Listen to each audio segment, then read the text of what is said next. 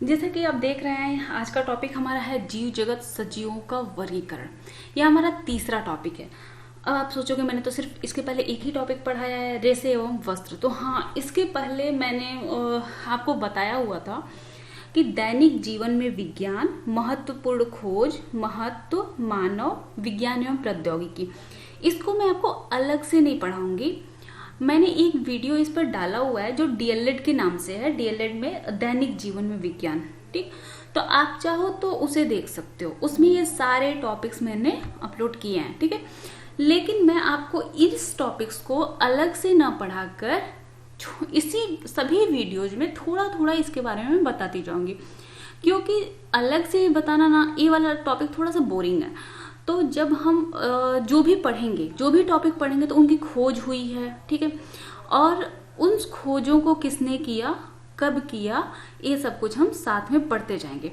उन खोजों का क्या महत्व है, क्या यूज है, मानव की और प्रौद्योगिकी क्या है वास्तव में, उनको हम बाकी चैप्टर्स के साथ पढ़ते जाएंगे। अभी आपको समझ में आ जाएगा। जैसे कि अभी इसी चैप्टर को मैं जब पढ़ाना शुरू करूंगी तो इसमें यह हमारा तीसरा टॉपिक है। इसमें मैं आपको बताऊंगी कुछ लोगों के बारे में, मतलब जो जिन्होंने कुछ खास किया था इसमें। ठीक है, तो उनके नाम और जो क्वेश्चन आते हैं बन के, उनके बारे में हम बात करेंगे। ठीक है, तो यह हमारा तीसरा चैप्टर है, या ये कहें कि तीसरा टॉपिक है हमारा विज्ञान का। तीसरा टॉपिक सजीव निर्जीव पदार्थ। ठीक है, इसमें है जीव जगत सजीवों का वर्गीकरण।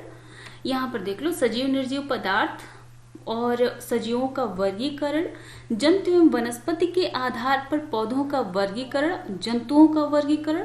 अगला है जीवों में अनुकूलन और जंतुओं और पौधों में परिवर्तन। यहाँ पर एक खास बात ध्यान में रखने वाली है कि जंतु एवं वनस्पति के आधार पर पौधों का वर्गीकरण और जंतुओं का वर्गीकरण। तो यहीं पर इस डाउट को क्लियर कर लो कि जो आपकी है ना 5 जगत प्रणाली, हमें उसे नहीं पढ़ना।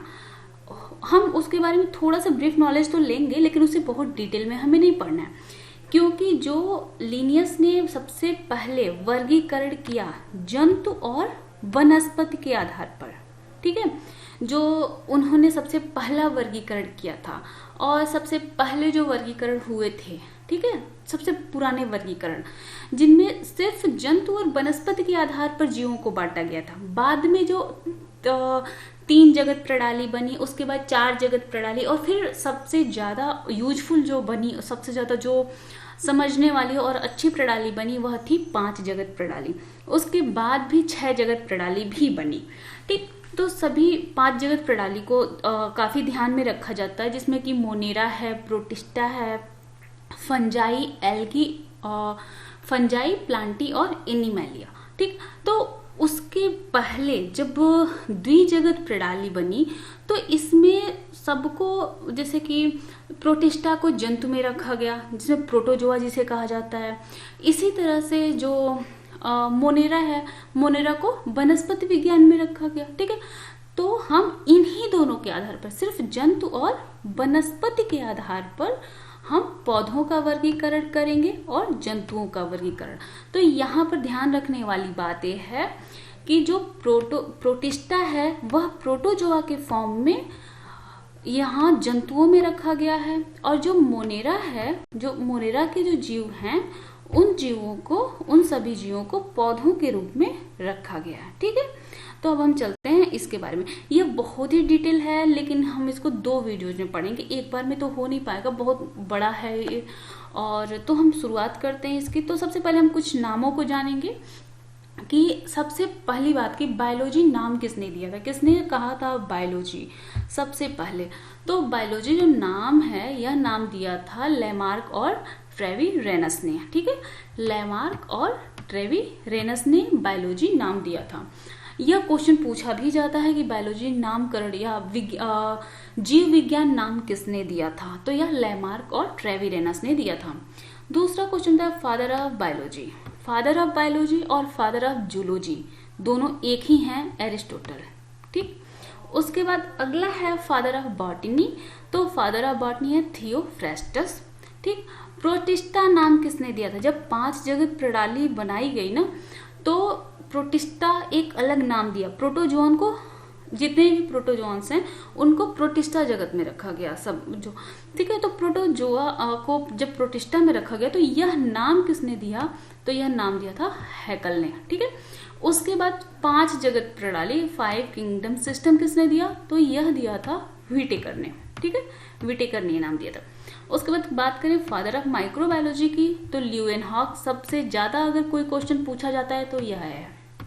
अभी तक मैंने मोर देन 10 एग्जाम्स में के पेपर्स में ये नाम देखा हुआ है, फादर ऑफ माइक्रोबायोलॉजी ल्यूवेनहॉक। और वो सब एक ही साल के पेपर्स जो मैंने देखे तो उसमें दिया होता फादर ऑफ माइक्रोबायोलॉजी कौन है, ठीक, तो ल्यूवेनहॉक। उसके बाद अगला है फादर ऑफ बायोलॉजिकल नॉमेनक्लेचर, ठीक है, जो या कहें कि द्विजगत प्रणाली, तो यह भी कैरोलस लिनियस ने दिया। और साथ ही अगर हम ये कहें कि नामकरण पद्धति किसने शुरू की, तो कैरोलस लिनियस ने शुरू किया। इसीलिए द्विनाम पद्धति के जो जनक हैं वह हैं कैरोलस लिनियस, द्विनाम पद्धति, ठीक है, यही से बायोलॉजिकल नॉमेनक्लेचर के, ठीक है। अब हम आगे बढ़ते हैं और हम सजीवों का वर्गीकरण देखते हैं। यह सजीवों का जो वर्गीकरण है वह इस आधार पर है कि ये समझो कि जब सबसे पहले जब माइक्रोस्कोप नहीं था तब की बात से शुरू करते हैं, जब माइक्रोस्कोप की खोज नहीं थी, अरस्तु के जमाने की बात करते हैं। तो अरस्तु के जमाने में जब हुआ तो एरिस्टोटल उन्होंने जब बांटा तो जंतु और पौधों में बांट दिया, ठीक। उसके बाद जंतुओं में उन्होंने बांटा कि ऐसा जिनमें लाल रक्त है, जिनमें रक्त नहीं है, लाल रक्त नहीं है, इसके आधार पर बांटा उन्होंने, ठीक। तो उसके बाद जब बांटा गया जंतु, उन्होंने मतलब जंतु को बांटा ना, इसीलिए तो फादर ऑफ जूलॉजी कहे जाते हैं। उसके बाद जो सजीवों का जो वर्गीकरण हुआ जो हमारी क्लास 6 की बुक में है उसके अकॉर्डिंग अगर बात करें तो वर्गीकरण का पहला आधार था उनका वासस्थान, मतलब कि वे रहते कहाँ पर हैं। तो वास स्थान के आधार पर जलीय, स्थलीय और वायु में बांटा गया। जलीय यानी वे जीव जो जल में रहते हैं, स्थलीय यानी वे जीव जो स्थल पे रहते हैं, और वायवीय मतलब कि वे जीव जो अधिकतर हवा में रहते हैं और पेड़ों पर घर बना के रहते हैं, ठीक। उसके बाद देखा गया कि एक और विधि से हम कुछ ऐसे जीव हैं जो अंडे देते हैं और बाकी जीव क्या है, बच्चे पैदा करते हैं। तो प्रजनन विधि के आधार पर अंडयुज और जरायुज में बांटा गया, ठीक। उसके बाद अब इनका एग्जाम्पल मैं आपको एक भी नहीं बता रही हूँ क्योंकि ये सब कुछ आप जानते हो। अगला जो इससे थोड़ा सा टफ है उसके बारे में हम ज्यादा बातें करेंगे। यह तो 6 लेवल का है और ऐसा मैंने सोचा कि आपको एक सिंपल ओवरव्यू दे दिया जाए, उसके बाद हम अपने मेन टॉपिक पे पहुंचते हैं। मेरुदंड कुछ ऐसे जीव हैं जिनमें रीढ़ की हड्डी पाई जाती है और कुछ ऐसे जीव हैं जिनमें रीढ़ की हड्डी नहीं पाई जाती है। तो जिनमें नहीं पाई जाती है वे हैं अकशेरुकी और जिनमें पाई जाती है वे हैं कशेरुकी। जैसे कि मछली की बात करें तो कशेरुकी हो गई, या अगर हम बात करें मच्छर की, मक्खी की, तो ये क्या है, अकशेरुकी में आ जाते हैं। जिनमें हड्डियां नहीं पाई, रीढ़ की हड्डी नहीं पाई जाती है अकशेरुकी, और जिनमें रीढ़ की हड्डी पाई जाती है वह कशेरुकी। उसके बाद बात करें संरचना की, जब माइक्रोस्कोप का आविष्कार हो गया उसके बाद जीवों को बांटा गया संरचना के आधार पर। जो एक कोशिकीय है, मतलब जिनमें सिर्फ एक ही कोशिका पाई जाती है, जीवन की सभी क्रियाएं एक ही कोशिका के अंदर होती हैं, और दूसरे वे जीव जिनमें कोशिकाएं एक से अधिक होती हैं और कार्य बंटे भी होते हैं, ठीक। तो यह तो सबसे पुराना वाला वर्गीकरण है। तो सबसे पहला वर्गीकरण आवास के स्थान पे हुआ जंतुओं का, उसके बाद उनकी प्रजनन विधि के आधार पे, उसके बाद कुछ और सोच विकसित हुई तो मेरुदंड के आधार पे, और ज्यादा जब विकास हुआ तो संरचना के आधार पर, ठीक है। इसी तरह से पौधों का भी वर्गीकरण किया गया। तो पौधों के वर्गीकरण का 3 आधार था। पहला आधार यह बना कि कुछ ऐसे पौधे हैं जिनमें पुष्प पाए जाते हैं और कुछ ऐसे हैं जिनमें नहीं पाए जाते हैं। सबसे सिंपल ये था। तो जिनमें नहीं पाए जाते वे अपुष्पी, जिनमें पाए जाते हैं वे पुष्पी। उसके बाद दूसरा देखा गया, उससे थोड़ा और विकास हुआ तो ये पता चला कि पौधों के आकार भी अलग हैं। तो कुछ ऐसे पौधे हैं जिनमें काष्ठ नहीं पाया जाता। काष्ठ मतलब कि लकड़ी, लकड़ी नहीं पाई जाती। जो बहुत छोटे होते हैं तो उन्हें कहा गया साक। इनका जीवन काल भी 3 से 4 महीने, 5 महीने कुछ ऐसा ही होता है, 1 साल से कम जीवन काल होता है। तो जिन भी पौधों का जीवन काल 1 साल से कम है और काष्ठ नहीं पाए जाते हैं उनको कहा गया साक। दूसरे वे पौधे हैं जो जिनमें काष्ठ पाया जाता है, जो तना काष्ठीय होता है उनका, मतलब कि लकड़ी पाई जाती है, लेकिन इनका जीवन काल बहुत ज़्यादा नहीं होता है, 2 सालों तक होता है, 2 से 3 साल। और साथ ही इनकी खास बात ये होती है कि एक ही जड़ के पास से यह कई भागों में विभाजित होते हैं, कुछ ऐसे, ठीक ऐसे होते हैं, लेकिन इनके में काष्ठ पाया जाता है। साक में काष्ठ नहीं पाया जाता है, ठीक। और इनका जीवन काल साक से ज्यादा होता है, ठीक। कोई एक मुख्य तना इनमें नहीं होता है। इनकी झाड़ी की खास बात, इनमें कोई भी मुख्य तना नहीं होता है। तीसरे होते हैं वृक्ष, जिनमें एक मुख्य तना होता है और उस मुख्य तने से और तने निकले होते हैं, ठीक। एक मुख्य तना और उस मुख्य तने से और तने निकले होते हैं, ठीक है। और यह बहुवर्षीय होते हैं, मतलब बहुत सालों तक यह जीवित रहते हैं, बहुवर्षीय होते हैं। इनकी लंबाई भी ज्यादा होती है, मतलब 2 मीटर से ज्यादा लंबे होते हैं। तो आपने जाना ना, पौधों के आकार के आधार पर साग, झाड़ी और वृक्ष में बांटा गया। मैं किसी का भी उदाहरण इसलिए नहीं बता रही हूँ क्योंकि जब मैं उदाहरण बता दूंगी तो आपका माइंड वहां पर सेट हो जाएगा कि यही है।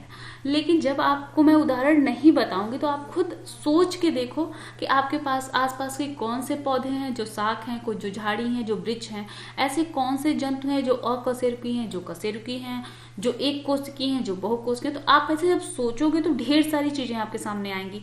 और जब मैं एक एग्जाम्पल बता दूंगी तो आप एक ही एग्जाम्पल को रट लोगे, तो इसलिए मैं आपको एग्जाम्पल नहीं बता रही हूँ। तीसरा, पौधों की आयु देखी गई। ऐसे कौन से पौधे हैं जो 1 वर्ष के अंदर खत्म हो जाते हैं, ऐसे कौन से पौधे हैं जो 2 वर्षों तक चलते हैं, और ऐसे कौन से पौधे हैं जो 2 वर्ष से ज्यादा समय तक जीवित रहते हैं। इनके आधार पर इनको बांटा गया 1 वर्षीय, द्विवर्षीय और बहुवर्षीय। मतलब हमारी जितनी फसलें हैं, ठीक है, जो 1 वर्ष से कम में काट ली जाती हैं, जैसे कि अगर हम बात करें दलहन की, तिलहन की और खाद्य फसलों की जिनकी बात करें, तो ये क्या है, सभी 1 वर्षीय हैं। एग्जाम्पल आप खुद ही सोच लेना। द्विवर्षीय यानी ऐसे पौधे जो 1 वर्ष से ज्यादा 2 वर्ष तक जीवित रहते हैं। और बहुवर्षीय जैसे जितने भी ऐसे हैं जो काफी समय तक जीवित रहते हैं, ठीक है। तो इनके आधार पर इनको बांटा गया। तो अब आप समझ सकते हो ये बेसिक जो है सजीवों का वर्गीकरण, जंतु 2 भागों में, जंतु और पौधे। जंतुओं का वर्गीकरण का आधार था, सबसे पहला आधार वासस्थान, उसके बाद आधार बना प्रजनन विधि, फिर बना मेरुदंड और चौथा संरचना। पौधों का जो आधार था, सबसे पहला आधार किनमें पुष्प है, किनमें नहीं है, पुष्प के आधार पर। दूसरा पौधों के आकार के आधार पर। और तो तीसरा पौधों की आयु के आधार पर, ठीक है। अब हम आ जाते हैं अगली चीज देखते हैं। जब इनका वर्गीकरण हो गया, ठीक, लिनियस ने जब द्विनाम पद्धति दे दी और लिनियस ने जब वर्गीकरण किया, ठीक है, वर्गीकरण के बाद उन्होंने 2 भाग में बांटा, एक जंतु, एक पौधे, ठीक है। तो इन्होंने इसे किंगडम में बांटा था, मतलब पादप जगत और जंतु जगत, एक किंगडम। सबसे उन्होंने कहा कि 2 सबसे बड़े बड़े किंगडम हैं, एक किंगडम है एनिमैलिया और दूसरा है प्लांटी, ठीक है। उसके बाद उन्होंने इन दोनों को सब किंगडम में बांटा, ठीक है। तो यहाँ पर हम प्लांट किंगडम को लेकर आगे बढ़ेंगे। तो जब इन्होंने प्लांट किंगडम को बांटा ना, तो इन्होंने 2 सब किंगडम में प्लांट किंगडम को बांट दिया। इसमें पहला जो है वह है क्रिप्टोगैमिया और दूसरा है फेनेरोगैमिया। फेनेरो का मतलब समझ लो यहाँ से F फॉर फूल, F फॉर क्या होता है, फूल। तो वही मतलब है जिसको जो अभी आपने पढ़ा ना इसके पहले, ये देखो यहाँ पर पुष्प के आधार पे 2 भागों में बांटा गया था, अपुष्पी और पुष्पी, ठीक है। तो ठीक वही है कि ये है फूल वाले फेनेरोगैमिया जिनमें फूल है, फेनेरोगैमिया जिसमें फूल है, और क्रिप्टोगैमिया जिसमें फूल नहीं है। तो एफ फॉर फूल, फेनेरोगैमिया जिसमें फूल पाए जाते हैं। ओके, अब उसके बाद इन्होंने इनको भी डिवाइड किया। ये भी लगा कि ये तो बहुत बड़ी सी फैमिली हो जा रही है, बहुत बड़ा सा जगत हो जा रहा है, किंगडम बहुत बड़ा है। तो इतने बड़े किंगडम को फिर इन्होंने डिवीजन में बांट दिया। जैसे कि हमारा भारत है, एक किंगडम समझ लो, तो उसको डिवाइड किया गया है प्रांतों में, स्टेट्स में डिवाइड किया गया ना। तो ठीक ऐसे ही इन्होंने इसको डिवीजन में डिवाइड किया। इन्होंने इसको डिवाइड किया जब, तो क्रिप्टोगैमिया इसमें क्या है कि फूल नहीं है। तो देखा गया कि बहुत सारे ऐसे पौधे हैं जिनमें फूल नहीं है। एक तो है सबसे छोटा छोटा जो होता है थैलोफाइटा, उससे बड़ा है ब्रायोफाइटा, और उससे थोड़ा विकसित है टेरोडोफाइटा। ठीक, लेकिन तीनों में ही फूल नहीं है। तो अब कैसे पहचानेंगे? तो उन्होंने देखा कि इन्हीं में जिनमें फूल नहीं होते वो 3 तरह के हैं। एक तो वे हैं जो किसी जगह से चिपके रहते हैं, ठीक है, किसी भी जगह से ऐसा चिपके रहते हैं, थैलस की तरह ऐसे ऐसे होते हैं, किसी जगह से चिपके रहते हैं। इनमें ना पत्ती होती है, ना तना होता है, ना ही जड़ होती है, कुछ भी नहीं होता। तो जब इन्होंने देखा कि इनमें कुछ भी नहीं है और इनमें थैलस बन रहा है, तो इसे उन्होंने नाम दे दिया थैलोफाइटा। ठीक है, मतलब इसमें ना जड़ है, ना रूट है, ना सूट है, और ना ही लीफ है। ये RSL से खाली है। ठीक, इसमें तीनों ही नहीं है। अब आप कैसे पहचानोगे इसको? जैसे कि कहीं भी काई लगी हुई देखते हो ना, काई, जैसे पेड़ों पे कभी येलो कलर देखा होगा, ऐसे निकले हुए सफेद अलग अलग रंग के, तो ये सब आते हैं थैलोफाइटा में। अब थैलोफाइटा में जो जो आते हैं, देखो अब एक चीज जान लो, यह सिर्फ फूलों के आधार पे वर्गीकरण हुआ है कि किसमें फूल है और किसमें नहीं है। तो जिनमें है वो तो फेनेरोगैमिया है, जिनमें नहीं है उसमें तो वे सब आएंगे ना जिसमें फूल नहीं है। तो जब सब आएंगे तो सबसे पहले इसमें आ गया बैक्टीरिया। ठीक, बैक्टीरिया तब प्लांट किंगडम में रखा जाता था, तो बैक्टीरिया आ गया जो उसमें फूल नहीं है। इसके बाद फंजाई आ गया, फंजाई में भी फूल नहीं होते हैं। उसके बाद आया एल्गी, एल्गी में भी फूल नहीं होते हैं। ठीक, एल्गी में भी फूल नहीं होते हैं। और उसके बाद आया लाइकेन, लाइकेन में भी फूल नहीं होते हैं। अच्छा, आप याद कैसे रखोगे? तो देखो भाई, बैक्टीरिया की बात करें तो जड़, तना, पत्ती तीनों नहीं होती बैक्टीरिया में। ऐसा ही तो शेप देखा होगा, एक कैप्सूल के जैसे, मतलब एक तो गोले गोला, एक रॉड शेप, 2 ही शेप इसका आपने देखा होगा। ठीक, तो कुछ ऐसे होते हैं। तो इसमें और एक ऐसे, इसमें कुछ में ऐसे निकला होता है फ्लैजेला। तो बैक्टीरिया क्या हो गया, मतलब जीवाणु। इसमें ना फूल ना पत्ती, देखा ही नहीं है तो फूल पत्ती कहाँ से होगी? जो दिखता ही नहीं है उसमें फूल पत्ती कहाँ से होगी, सोच सकते हो। दूसरी है फंजाई, फंजाई यानी कवक। तो भाई इसमें अगर पत्ती होती तो ये क्या कर सकता था? अगर इसमें पत्ती होती तो यह खुद ही प्रकाश संश्लेषण कर लेता ना, लेकिन यह तो खुद ही अपना भोजन नहीं बना सकता। अपना भोजन यह दूसरों से लेता है। ठीक, किसी और पौधे से ले सकता है, किसी और जीव से लेता है अपना भोजन। अब बात करें अगर एल्गी की, तो एल्गी में जड़ ही नहीं होती है। अगर हरे रंग की काई होती है या एल्गी, लेकिन अपनी इसकी कोई जड़ नहीं होती है। अगर जड़ होती तो इसे लाइकेन, अगर इसमें जड़ होती ना तो इसमें लाइकेन आज दुनिया में होता ही नहीं। लाइकेन दुनिया में क्यों है? क्योंकि फंजाई और एल्गी को एक दूसरे की जरूरत थी। फंजाई एल्गी दोनों एक दूसरे से मिल गए और फॉर्मेशन हुआ लाइकेन का। ठीक, तो समझ सकते हो ये फीमेल, सॉरी फंजाई और एल्गी, इन दोनों की एक दूसरे की जरूरत थी। याद भी कर सकते हो ऐसे, ये फीमेल ये मेल दोनों की से बना या एल, मतलब लाइकेन। ठीक है, तो फंजाई और एल्गी। फंजाई में क्या है, रूट नहीं होता, फंजाई में लीफ नहीं होती और एल्गी में रूट नहीं होता। आप ऐसे याद कर सकते हो इसको। ठीक है, याद करने के लिए सिर्फ बता रही हूँ, बाकी असलियत तो यह है कि ना तो पत्ती होती है, ना ही जड़ होती है, और ना ही तना होता है थैलोफाइटा में। सिर्फ एक थैलस होता है। थैलस का मतलब कि ऐसे समझ लो, थैलस मतलब थाली, थाली का मतलब कहीं भी चिपका हुआ ऐसे ऐसे पड़ा हुआ। ठीक है, अब दूसरी चीज है, दूसरा पार्ट है ब्रायोफाइटा। ठीक, अब ब्रायोफाइटा ऐसे जीव हैं ना, मतलब ऐसे पौधे हैं जिनको जब भी प्रजनन करना होगा तो उन्हें पानी की जरूरत पड़ती है। जब भी करना होगा ना तो इन्हें पानी की जरूरत पड़ेगी। बिना पानी के इसमें नया जीव, नया पौधा नहीं बन सकता इनसे। तो इसलिए इन्हें कहते हैं एम्फीबिया। वैसे तो यह कहीं भी रह सकते हैं पानी के बाहर, लेकिन जब भी ऐसे होगा, जब इन्हें अगला पौधा बनाना होगा तो इन्हें जरूरत पड़ती है पानी की। बिना पानी के ये नहीं रह सकते, ठीक है। और इनमें खास बात, अब इनसे थैलोफाइटा से थोड़े से बड़े भैया होते हैं ब्रायोफाइटा। तो ब्रायोफाइटा में राइजॉइड पाए जाते हैं, जड़ नहीं पाई जाती, लेकिन जड़ की जगह पे राइजॉइड पाए जाते हैं। राइजॉइड ऐसे होते हैं, कुछ ऐसे समझो, मतलब राइजोम। राइजोम का मतलब जड़ के जैसी होती है लेकिन जड़ नहीं होती है, कुछ ऐसे, ठीक है। और इनमें जो ये एल्गी थे ना, यही एल्गी का विकास का क्रम है ब्रायोफाइटा। तो यहां से बना मॉस। इनका एग्जाम्पल बता रही हूं मैं, मॉस। मॉस कहाँ आते हैं? ब्रायोफाइटा के अंदर आते हैं मॉस, ठीक है। अब याद कर लो, थैलोफाइटा में क्या आते हैं? बैक्टीरिया, फंजाई, एल्गी और लाइकेन, ये आए थैलोफाइटा में। ब्रायोफाइटा में आते हैं मॉस। थैलोफाइटा में रूट, सूट और लीफ तीनों ही नहीं होते। ब्रायोफाइटा में राइजॉइड, मतलब जो जड़ होती है, जड़ की जगह पे, रूट की जगह पे राइजॉइड पाए जाते हैं।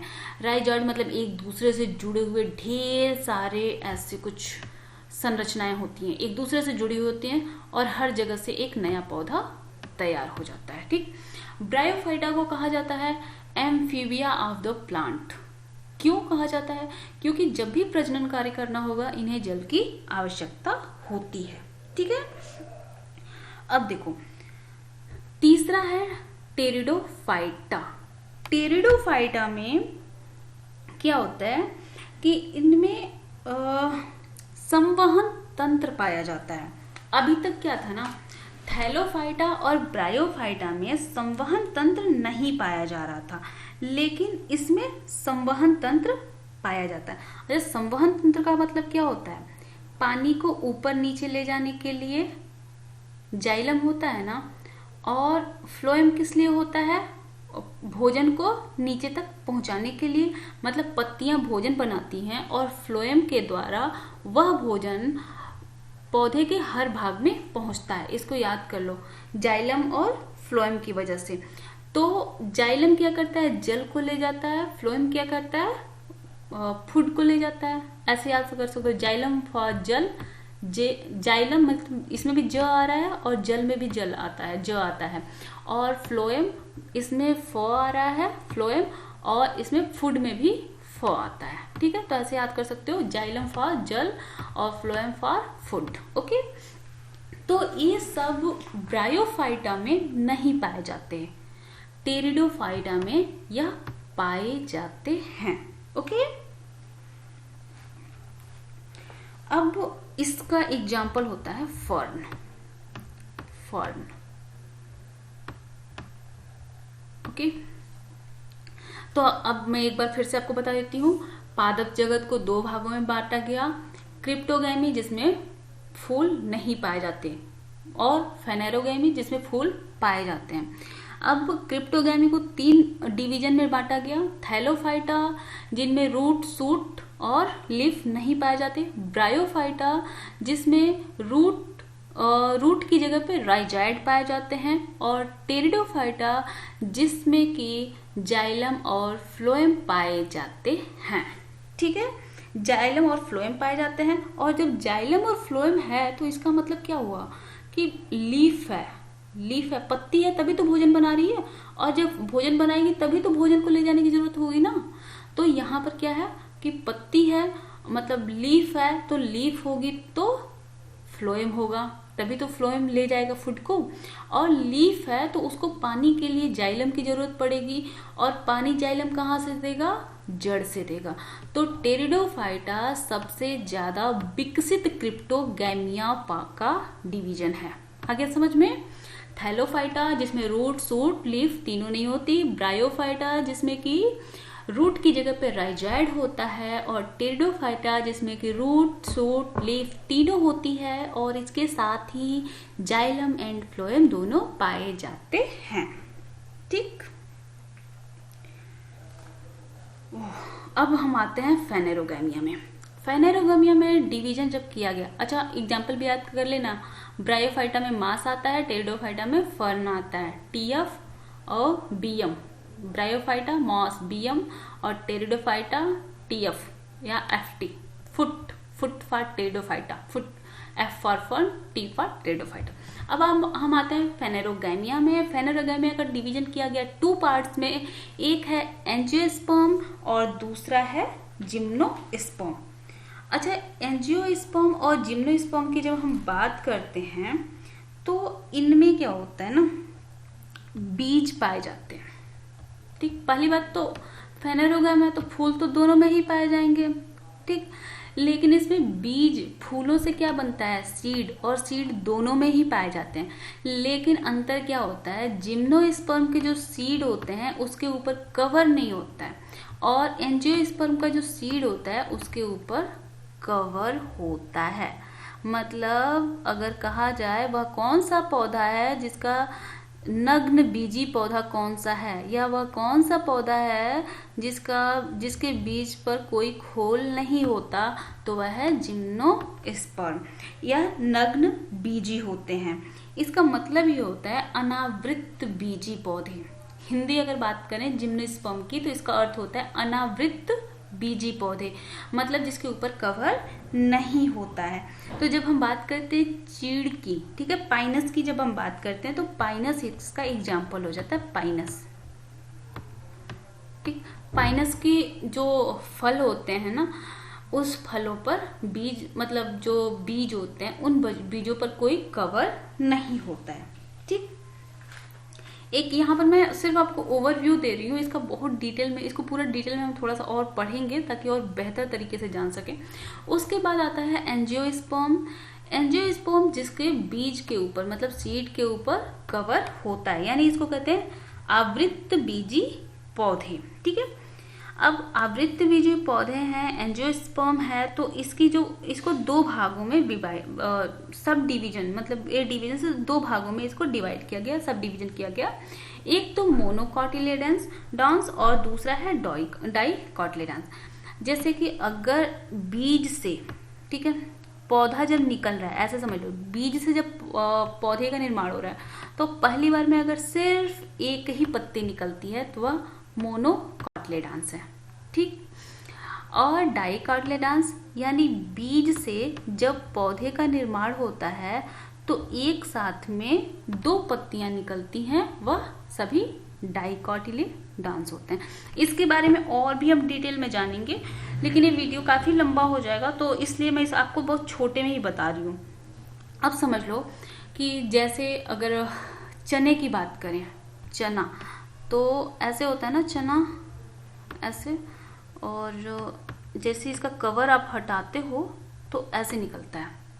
ठीक, चना ऐसे होता है ना, कवर निकालते हो तो क्या होता है, 2 पार्ट में डिवाइड हो जाता है, एक ऐसा होता है और दूसरा पार्ट ऐसा होता है।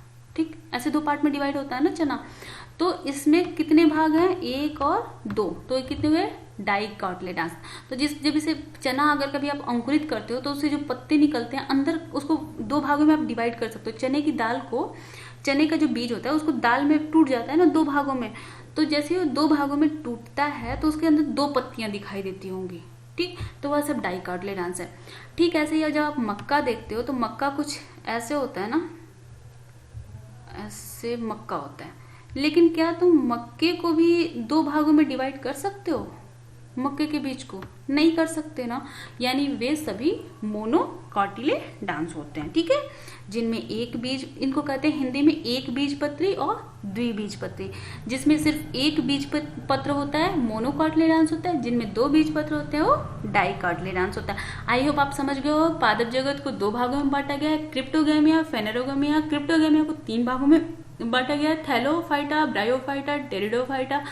थैलोफाइटा जिसमें रूट, शूट, लीफ तीनों ही नहीं होते। ब्रायोफाइटा जिसमें रूट की जगह पे राइजॉइड होते हैं। और टेरिडोफाइटा जिसमें रूट, शूट, लीफ तीनों ही होते हैं और साथ में इसमें जाइलम और फ्लोएम भी होता है। फेनेरोगामिया जिसमें फूल होते हैं, तो इसमें बीज भी बनते हैं और इसके आधार पर इनको दो भागों में डिवाइड किया गया है। एक भाग वह है एंजियोस्पर्म जिसमें बीज के ऊपर कवर पाया जाता है, मतलब खोल पाया जाता है। और एक होता है जिम्नोस्पर्म जिसमें जो बीज होते हैं उस पर कवर नहीं पाया जाता है। ठीक, अब एंजियोस्पर्म जिसपे बीज के ऊपर कवर पाया जाता है उसे भी दो भागों में बांटा गया है। एक है एक बीजपत्री, दूसरा है द्विबीजपत्री। मतलब कि एक है मोनोकोटिलेडॉन्स और दूसरा है डाइकोटिलेडॉन्स। ठीक है, तो आज का हमारा ये चैप्टर यहीं पे कंप्लीट होता है।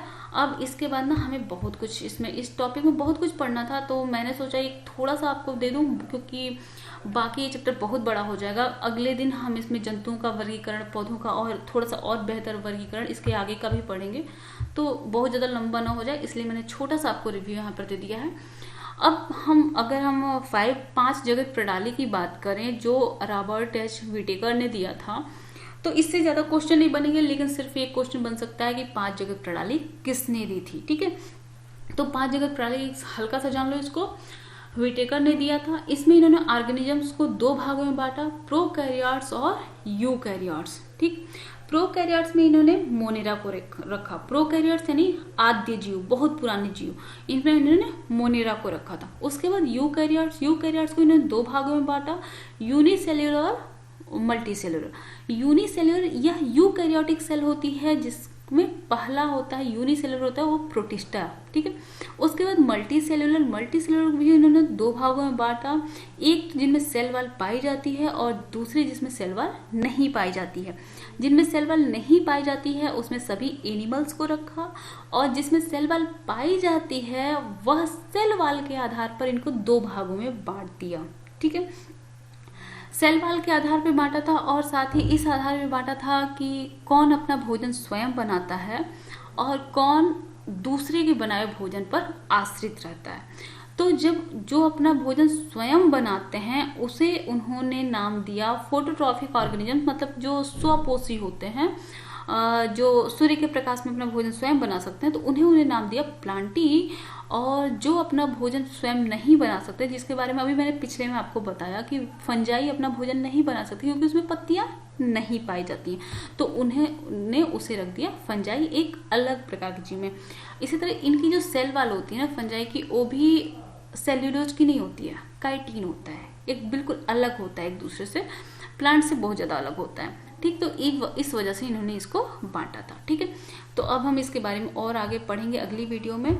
Thank you for watching my video. कोई भी दिक्कत हो, कोई भी प्रॉब्लम हो तो आप मुझे बता सकते हो और अगर वीडियो पसंद आए तो शेयर भी कर सकते हो। Thank you.